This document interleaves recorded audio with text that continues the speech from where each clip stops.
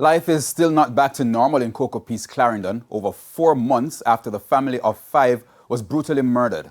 Dwayne Anderson spoke with the overseer of the house where the incident happened and entered the dwelling for the first time. This small house used to be a comfortable home for a rural Clarendon family, but now the house is empty, isolated, and an object of fear for the superstitious. It is where Roshane Barnett murdered Kemisha Wright and her 4 children. Mr. Cleveland Edwards says he is an agent for the property. That means he takes care of the property for the owner who is in England. In same go recondition, him go change the roof, and him say by this time I must send some money come for me repaint it up and things like that.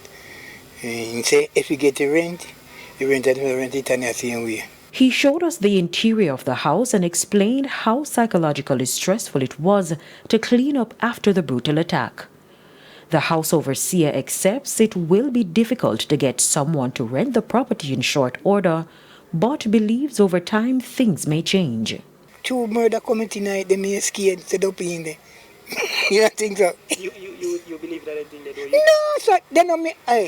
Me go actually ready. Me open up the door. Them and go in. They go open it, make breeze blow through. You know, man. Yeah, man. No, sir. No, sir. Mr. Cleveland said Kemisha was a good tenant and her children were very polite. He said the family did not deserve to die the way they did. A very diligent girl. She was really a nice young lady. Yeah, man. I mean, me grieve for her passing. I don't believe the way she passed, it really due to her. She not deserve it? No, I don't think so. I don't think so. I think that boy is a very cruel murderer.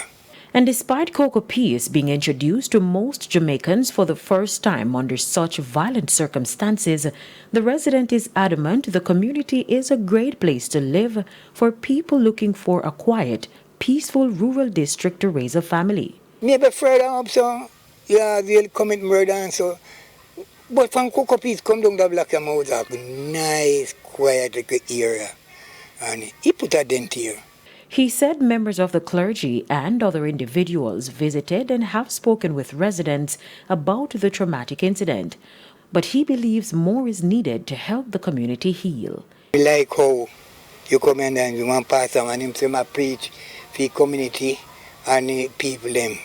And when they come over my house and he ask me how me react about it, and I tell him say, me badly hurt. But at this time, this wound is an unhealing wound that will never heal. No treatment will heal this wound. All this boy have committed this murder and kill off these 5 people inside this house.